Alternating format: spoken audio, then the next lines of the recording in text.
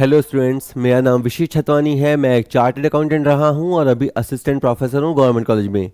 आज का वीडियो उन लोगों के लिए है जिन्होंने UP LT grade tier 1 commerce exam दिया था। 21 दिसंबर को ये एग्ज़ाम हुआ था। 28 दिसंबर को हमने एक आंसर की बना दी थी, ऑलमोस्ट ऑथेंटिक है, 99% करेक्ट है। वो वीडियो अवेलेबल है। उसके बाद बहुत सारे या उससे पहले ही जब एग्ज़ाम हुआ था तो बच्चे कहने लग गए थे कि सर क्या कट ऑफ जाएगा, क्योंकि 15 गुना 15 टाइम्स को इनवाइटेड किया जाना था। तो एक हम अगले की तैयारी करें नहीं करें उस तरह से है। तो आज के वीडियो में मैं बेसिकली 3 चीज़ों पे कंसंट्रेट करूँगा। एक जो मुझे लगता है कि क्या कट ऑफ रह सकती है, पहले मैं वो बताऊँगा। ऑब्वियस सी बात है, एक अंदाज़ा है, अंदाजे के पीछे एक रीज़न भी मैं बताऊंगा, पर एक है तो अंदाज़ा ही। तो रियलिटी में तो देखो उसके आसपास भी हो सकता है, दूर भी हो सकता है। दूसरे लेवल पे ये है कि टीयर 2 में क्या है, तो ऑब्वियस सी बात है सिलेबस ही है, लेकिन अब डिस्क्रिप्टिव पेपर होगा तो उसकी तैयारी। और एक मैं मान के चल रहा हूँ कि लगभग 60 डेज में पेपर होगा। अगेन अनाउंस नहीं है, 60 डेज में पेपर होगा। तो कैसे हम 60 डेज में प्रिपरेशन करें, वो प्रिपरेशन के बारे में मैं आपको बताऊंगा।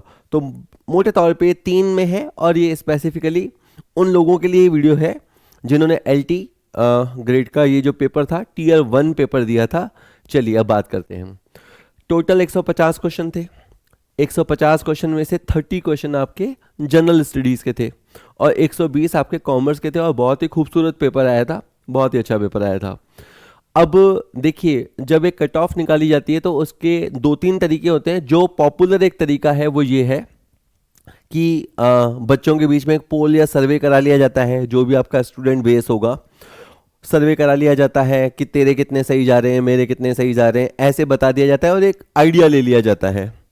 ठीक है, ये एक तरीका है। इसको मैं सब्जेक्टिव तरीका कहता हूँ, क्योंकि मैं राजस्थान में तो इस तरह से काफ़ी बार कट ऑफ निकाल चुका हूँ। काफ़ी बार से मतलब 5-6 बार है अभी तक। लेकिन यूपी साइड से फर्स्ट है तो उनके लिए नया तरीका हो सकता है, बट कोई इतना कोई खतरनाक तरीका नहीं है, सिंपल ही तरीका है।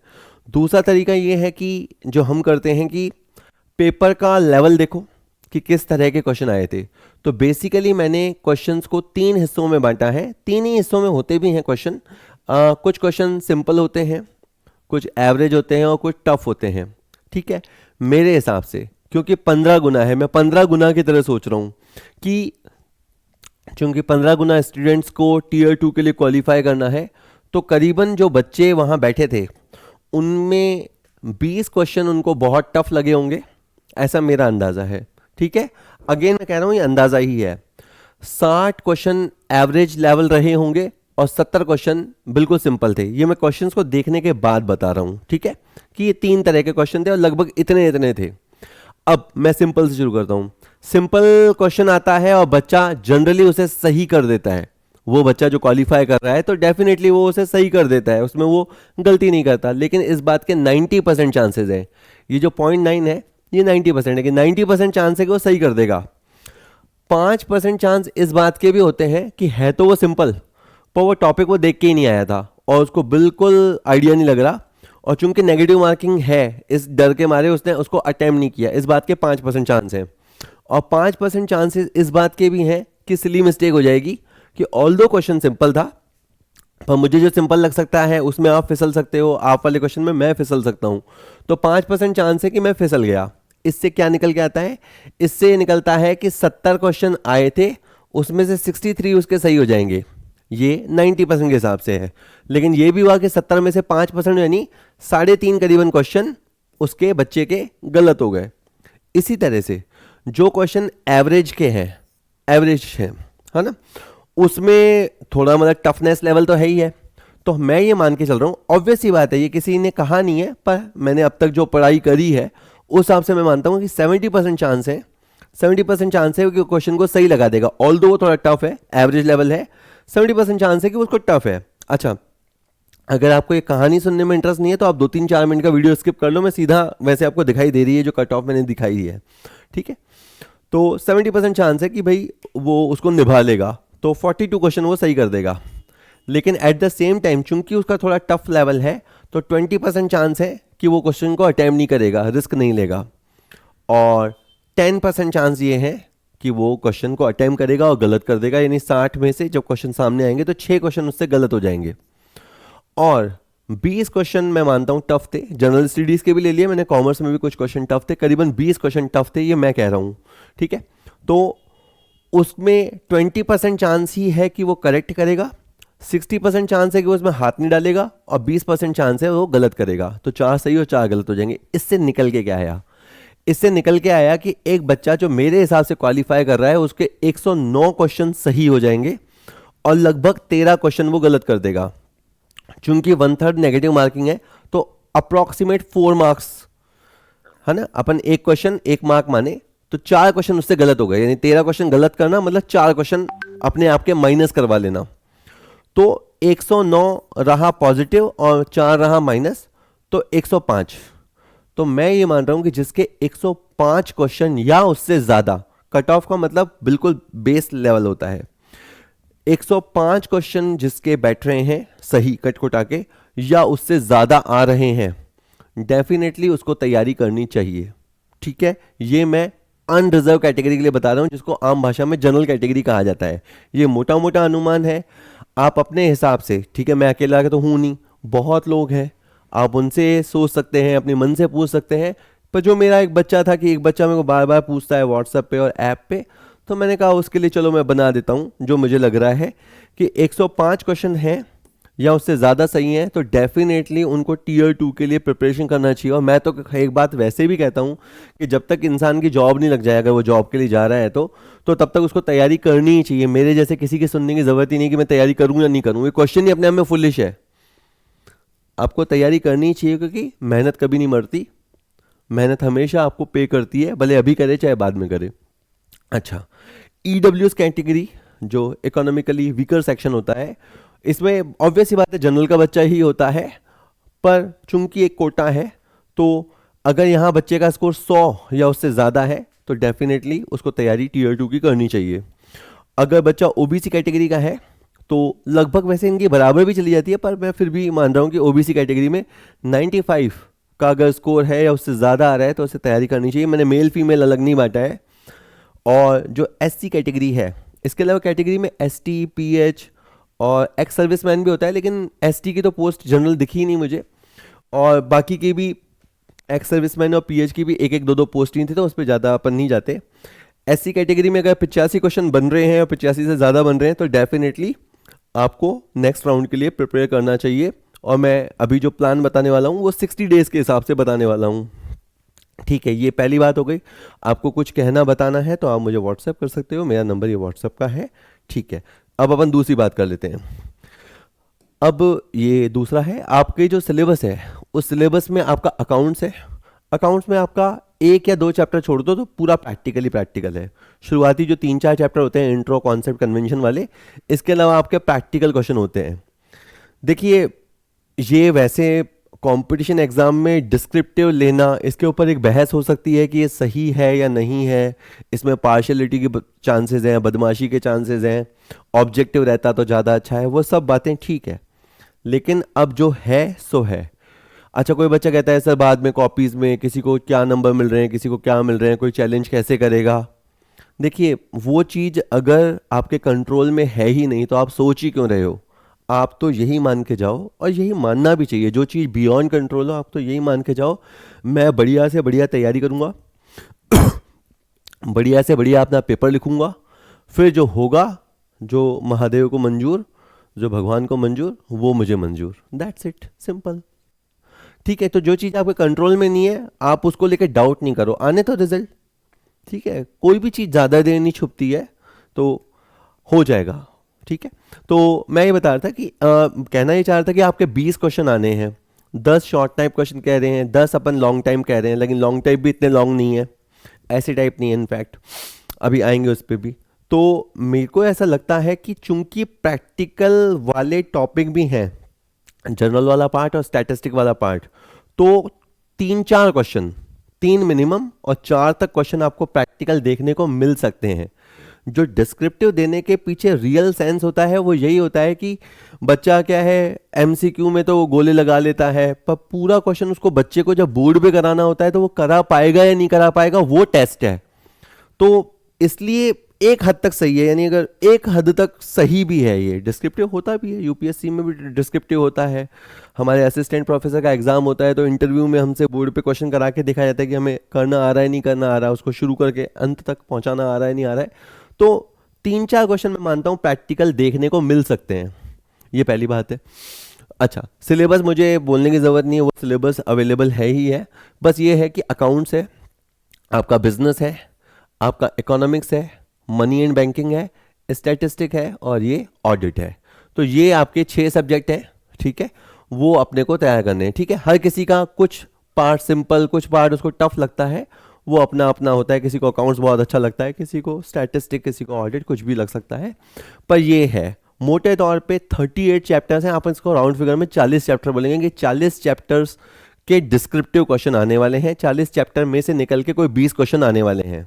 एक टॉपिक में से मैं एक ही क्वेश्चन मानता हूँ, कुछ टॉपिक में से नहीं आएंगे, ऑब्वियस सी बात है।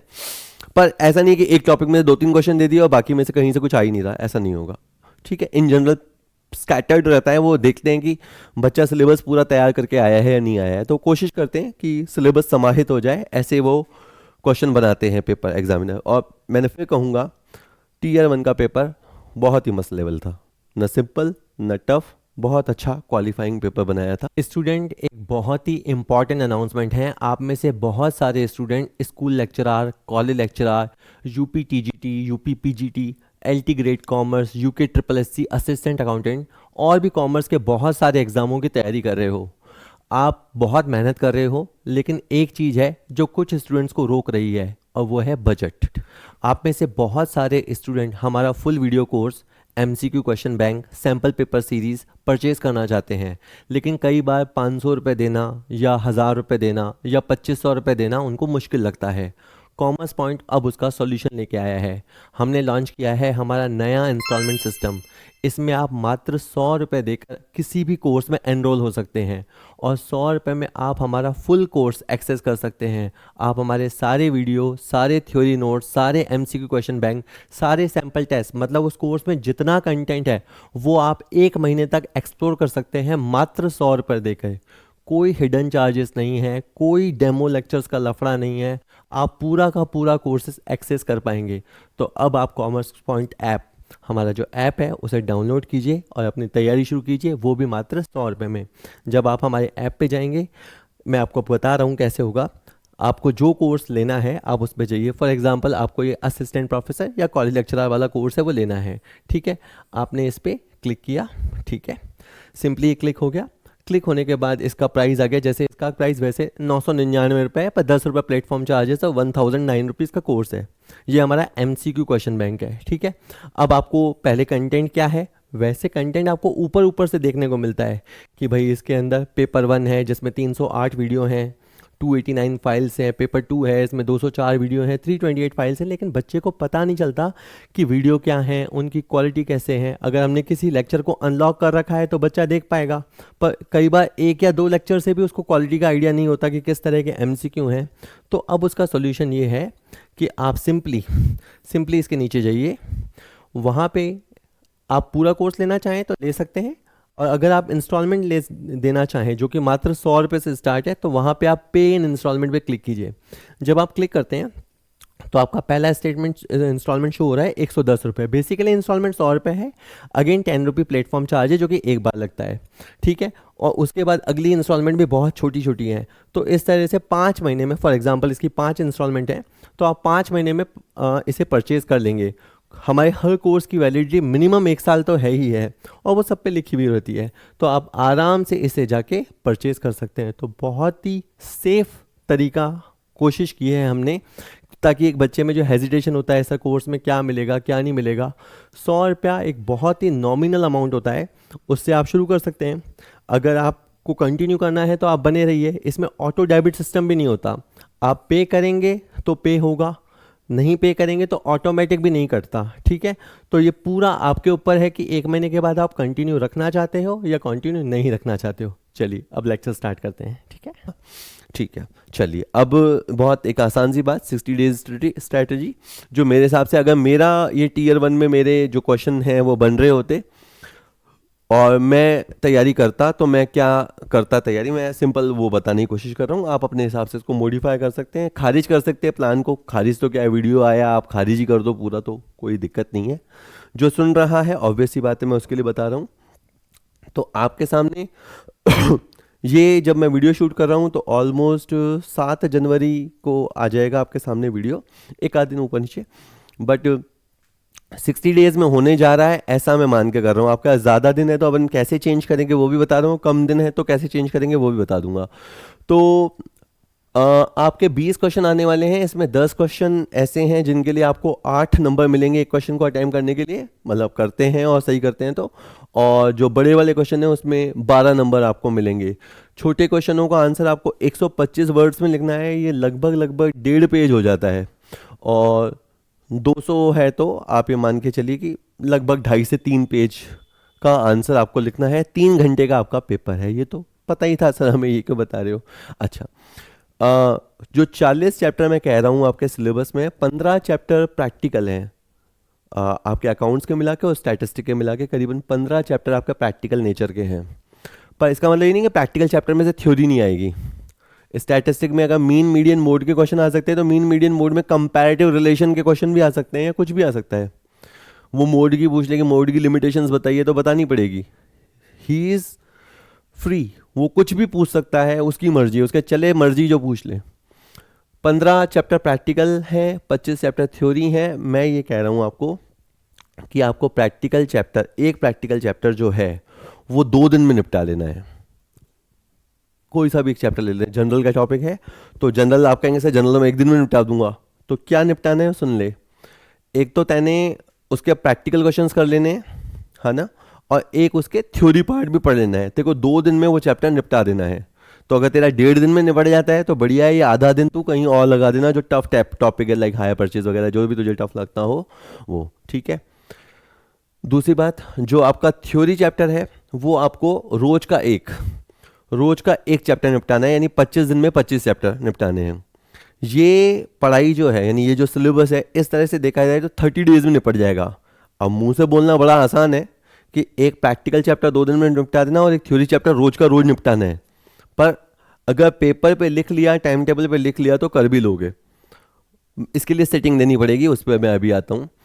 अच्छा, जो प्रैक्टिकल चैप्टर है मैं कह रहा हूँ, जो उसमें से आपको कम से कम 10 क्वेश्चन करने हैं, तो समझ लो 6-7 प्रैक्टिकल क्वेश्चन, 2-3 थ्योरी क्वेश्चन तैयार कर लेना जो बनते हैं। एग्जाम्पल्स करने हैं, है ना, कि सर वो चैप्टर के पीछे सर बुक लानी है क्या, लानी ही चाहिए, पूछने की ज़रूरत ही नहीं है, बुक लानी चाहिए। बाज़ार में सिंपल सी बुक मिलती है, साहित्य भवन की बहुत अच्छी बुक्स आती हैं आपके यहाँ, डेफिनेट वो बुक्स लेनी चाहिए, पढ़नी चाहिए, पढ़ाई करनी चाहिए। बुक्स काम आती हैं, किसी को देना भी मत, एग्जाम्स के बाद भी मत देना, ठीक है।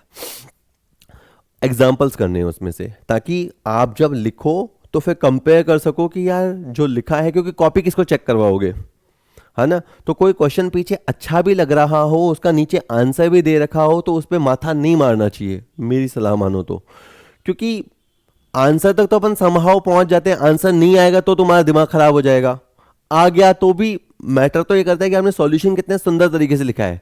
इसलिए एग्जाम्पल्स, किसी एग्जाम्पल भी तो हम देख ही लेंगे, अबे देखना क्यों है, देख सकते हैं, इसीलिए एग्जाम्पल दिया हुआ है। तैने क्वेश्चन देखना है, क्वेश्चन के नीचे तैने क्वेश्चन बस पढ़ना है एग्जाम्पल में से, उसको सॉल्व करना है, सॉल्व करने के बाद उसको मिलाना है कि इसमें बुक में कैसा दिया हुआ है, मेरा कैसा है, और उसे कोशिश करना है उसे बुकिश लेवल तक पहुंचाना है। अच्छी राइटिंग लिखते हुए, चीज़ों को कंप्लीट करते हुए कैसे करें वो चीज़ है, ठीक है।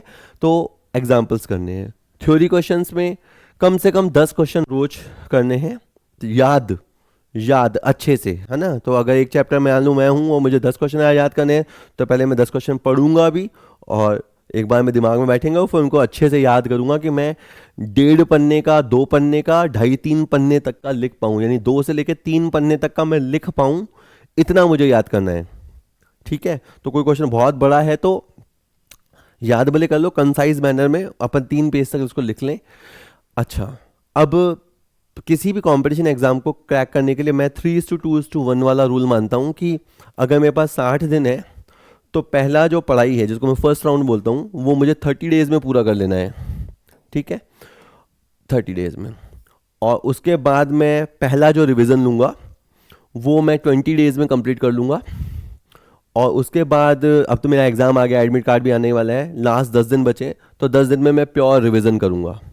तो जो चीज़ मैंने पढ़ी है वही पढ़ूंगा और फिर वही पढ़ूंगा।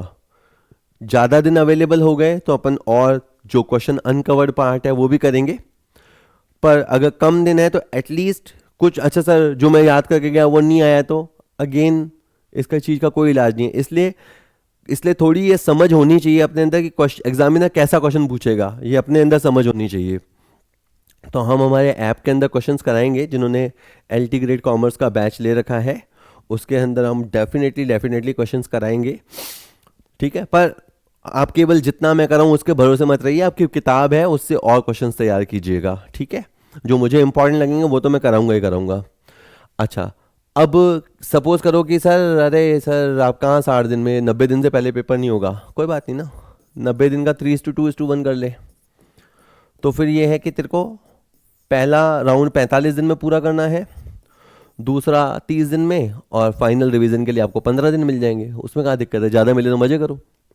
और 120 दिन मिल जाए तो और 3:1 कि नहीं नहीं सर आप कहाँ 60 दिन के चक्कर में पड़े हो, ये तो 45 दिन में हो जाएगा सारा मामला अगला। अभी तक हमारा टीजीटी पीजीटी भले पोस्टपोन होता हो, एलटी ग्रेड वाले टाइम टू टाइम चलता है मामला। तो ठीक है, इसको 3:1 में कर लेना, उसके अकॉर्डिंग अपने आवर्स वगैरह बढ़ा लेना। कितने घंटे पढ़ाई करें, देखिए कम से कम आपको 10 से 12 घंटे पढ़ाई करनी चाहिए। कम से कम मैं 10 से 12 घंटे नेट पढ़ाई के लिए बोल रहा हूँ। इसका मतलब यह है कि आपको 12 से 15 घंटे की सिटिंग देनी चाहिए। जब हम 12 घंटे बैठते हैं तो बताने की ज़रूरत नहीं, हम 12 घंटे अब नहीं पढ़ते हैं, तब हम करीबन 9 घंटे पढ़ाई कर लेते हैं। तो इसीलिए 10 से 12 घंटे नेट पढ़ाई हो जाए, उस हिसाब से आपको कम से कम इतने घंटे की सिटिंग देनी चाहिए। कि नहीं नहीं सर मैं तो जॉब करता हूँ, मैं तो हाउस वाइफ हूँ, मुझको तो बच्चे भी देखने हैं वगैरह वगैरह, सारी बातें ठीक है। लेकिन 1.5-2 महीने के लिए, अगर 2 महीने मान लें, 2 महीने में पेपर है, अगेन मैं होता तो, अगर मैं जॉब कर रहा होता तो मैं मेरे बॉस को बोलता साहब 1.5-2 महीने फ्री दे दो, फ्री कर दो, तनख्वाह मत दो, 2 महीने के बाद मैं वापस आ जाऊँगा, किसी और से काम ले लो। अगर मैं हाउस वाइफ होती तो मैं शायद किसी को बोलता कि भाई मेरे को कोई हेल्प करो, कोई देरानी जेठानी कुछ टाइप ऐसा होता हो तो उन ननद वनद जो भी है उनकी हेल्प लो। फ्यूचर में अपन भी उनके काम निकालेंगे, पहले भी काम निकाले होंगे, फ्यूचर में भी काम निकालेंगे। मम्मी मम्मी को बुलवा लो, बच्चों को भेज दो, कुछ भी मैं करती, है ना, करती डेफिनेटली। अच्छा ठीक है, और ये तो अपना अपना तरीका है, पर आज क्या होता है कि एक बार में कहते हैं कि 45 मिनट ही हम ध्यान दे पाते हैं, कंसंट्रेट कर पाते हैं। तो अगर आप 1 घंटा बैठ रहे हो तो 55 मिनट ध्यान से पढ़ाई करो, फिर 5-1 मिनट की ब्रेक ले लो। मोबाइल कहूँगा तो मानोगे तो नहीं, 5 मिनट मोबाइल चलाना, रील वील देख लेना, बस ठीक है। वैसे कायदे कहते हैं 5 मिनट नेचर में जाना चाहिए, आइज़ क्लोज कर लेनी चाहिए। तुम इतना करोगे थोड़ा देर, 50 मिनट पढ़ने के बाद तुम लोग 5 मिनट मोबाइल चला दो, फिर वापस से वही 50-55 मिनट पढ़ाई करो, 5 मिनट मोबाइल चला लो, ठीक है। 15 मिनट में, उसके बाद इन 2 घंटे के बाद 15 मिनट में तुम्हारा मन पड़े जो करो, ठीक है, जो मन पड़े वो कर लो, खुद को रिलैक्स करने के लिए। फिर वापस बैठना है, ये सोच के बैठना कि वापस मेरे को बैठना भी है। और ऐसे आप 4 से 5 करो, 5 बार करो दिन में, कि सर ये करना है। हाँ, ये 2 घंटे का ब्लॉक है, 2 घंटे का कह लो या 2.25 घंटे का ब्लॉक है, और ये दिन में तुम्हें कम से कम 4 रिपीटेशन करने हैं। 5 रिपीटेशन करो तो अच्छी बात है, जॉब का सवाल है भाई, ठीक है, जॉब ना मिलेगी दोबारा, तो ये करना चाहिए, ठीक है। ये हो गई बात। अच्छा, ये पेन चलाऊंगा तो ऐसे रहेगा, थोड़ा सा इसको मिटा देते हैं, मिट गया जो मिट गया, ठीक है। ये तुम्हें पता ही है, करीबन 58 सीट्स मैंने देखी थी, 35 + 23, एक मेल फीमेल ब्रांच था और एक फीमेल ब्रांच था, तो करीबन 58 सीट्स थी, और 15 गुना है तो 870 स्टूडेंट। तो 870 स्टूडेंट Tier 2 के लिए जाने वाले हैं। अच्छे से पढ़ाई कीजिए, ठीक है। 58 परिवार सुखी हो जाएंगे जैसे ही जॉब आएगी, और उसके बाद बहुत चीज़ें होती है, गवर्नमेंट सिस्टम में आ जाओगे ना, बहुत मज़ा आएगा आपको। बहुत लोगों का आप भला करना चाहोगे तो भला कर सकते हो, खुद का तो आपका सबसे पहले इमीडिएट सबसे भला पहले आपका होगा, उसके बाद नेक्स्ट टू आपकी फैमिली का भला होगा, हो सकता है आने वाली पीढ़ी का भी भला हो जाए। और उसके बाद आपके जो पैसा आपको मिलेगा और वो पैसा नीचे फ्लो करेगा तो बहुत लोगों का भला होता है। तो काबिलियत आपके अंदर है ही, टीयर 1 क्लियर करके आए हो, काबिलियत आपके अंदर है ही। अब खुद को आलस मत दो। मैं तो कहता हूँ नहीं अनाउंस होता तो मत हो, आप तो हर दिन पढ़ाई करते रहो, धमाधम पढ़ाई करते रहो। और ये पढ़ाई और एग्जामों में भी काम आएगी। एक ये नौकरी ले लो कि सर मैं कोई इस लेवल के लिए थोड़ा, मैं तो नेक्स्ट लेवल की तैयारी के लिए बनाऊँ, बिल्कुल वो भी करना। पहले एक जॉब हाथ में ले ले, फिर नेक्स्ट लेवल की भी तैयारी करना। बाकी आपकी इच्छा है, बढ़िया है, आप होशियार बच्चे हैं। ठीक है भाई, कोई बात हो कहनी हो, मैंने व्हाट्सअप नंबर लिख दिया था, उसमें व्हाट्सअप नंबर पे आप मुझे व्हाट्सअप कर देना। ठीक है, हमारा ऐप है ना, कॉमर्स पॉइंट नाम से हमारा ऐप है ना। प्ले स्टोर पे जाना पड़ता है, बाकी चीज़ डाउनलोड कर लेते हो तो प्ले स्टोर से वो ऐप डाउनलोड भी कर ही लेना। ऐप डाउनलोड के पैसे लगते हैं क्या सर? कोई पैसे नहीं लगते, और बहुत सारा कंटेंट वहाँ फ्री मिलता है, वो ले लेना। थोड़े से अगर प्रीमियम कोर्सेज लेने होते हैं तो थोड़ी बहुत फीस लगती है, वो आपकी मर्जी की बात है। ठीक है, यूट्यूब पे हमारा चैनल है जिस पे आप ये देख रहे हो। वीडियो अच्छा लगे, सचमुच अच्छा लगे तो आगे शेयर कर दो, फॉरवर्ड कर दो। आपको लगे कंपटीशन बढ़ जाएगा तो मत करो फॉरवर्ड, अपने पास रखो। लाइक तो कर ही सकते हो, गुस्सा आए, कुछ गड़बड़ लग रहा हो तो डिसलाइक कर दो, सिंपल है रे। इस बहुत सिंपल है। सब्सक्राइब का बटन होता है, सब्सक्राइब कर दोगे, उसके भी पैसे नहीं लगते। हाँ, उससे ये होता है कि आपको मैं कुछ भी वीडियो बनाऊंगा कभी तो आपको पता लगता रहता है, अगर वहाँ पे आप बेल आइकन को प्रेस कर दोगे कि सर इतना बेसिक मत बताओ, रोज़ 5 घंटे यूट्यूब चलाते हैं। मस्त रहो, चलो बाय।